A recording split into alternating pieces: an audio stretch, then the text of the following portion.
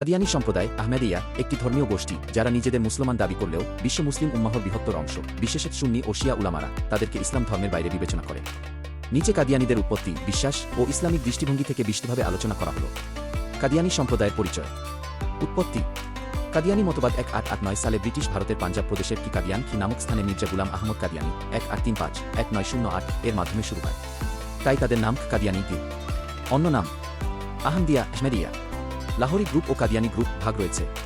কাদিয়ানীদের প্রধান বিশ্বাসসমূহ। 1. মির্জা গুলাম আহমদের নবুয়তের দাবি। কাদিয়ানীরা বিশ্বাস করে মির্জা গুলাম আহমদ ছিল মাহদী, মসিহ এবং নবী, যদিও দাবি করে যে তিনি কি ছায়ানবিজ্ঞী বা গোপন বিজ্ঞ।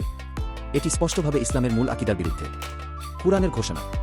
মুহাম্মদ শাহ তোমাদের মধ্যে কোনো পুরুষের পিতা নন, বরং তিনি আল্লাহর রাসূল ও নবীদের শেষ কে। সূরা আহজাব 3:3-4-0। 2. খতমে নবুয়ত অস্বীকার।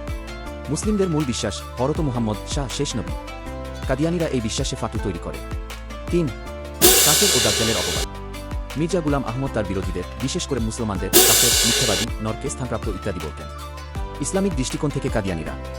বিশ্বের প্রধান ইসলামিক ফতোয়া ও সিদ্ধান্ত। 1. ইসলাম থেকে তাদের বিচ্যুতি।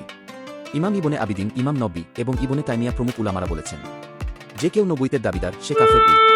কাদিয়ানী সম্প্রদায়ের বর্তমান অবস্থা। বিশ্বব্যাপী ছড়িয়ে আছে, বিশেষ করে ইউকে, কানাডা, জার্মানি ও আফ্রিকায়। আহমেদিয়া মাসলেম কমিউনিটি নামে সংগঠন চালায় এবং অনেক মিডিয়া প্ল্যাটফর্মেও সক্রিয়, যেমন মিঠাইটেলি। কিন্তু মুসলিম প্রধান দেশে তাদের কার্যক্রম সীমিত বা নিষিদ্ধ। বাংলাদেশে কাদিয়ানী সম্প্রদায়। আগমন ও বিস্তার। কাদিয়ানীদের বাংলাদেশে আগমন ঘটে 1912 সালের দিকে, তখনকার পূর্ববঙ্গে। তারা মিশনারি কার্যক্রমের মাধ্যমে ধর্মপ্রচার শুরু করে। কিছু জায়গায় মসজিদ ও ধর্মীয় কেন্দ্র গড়ে তোলে, বিশেষত রাজশাহী, টাঙ্গাইল, কিশোরগঞ্জ, ব্রাহ্মণবাড়িয়া, নেত্রকোনা, পঞ্চগড় অঞ্চলে। মুসলিমদের করণীয়। খতমে নবুয়তের আকিদা দুইভাবে বিশ্বাস করা। কাদিয়ানী মতবাদের ভ্রান্ত দিকগুলো চিনে সচেতনতা তৈরি করা।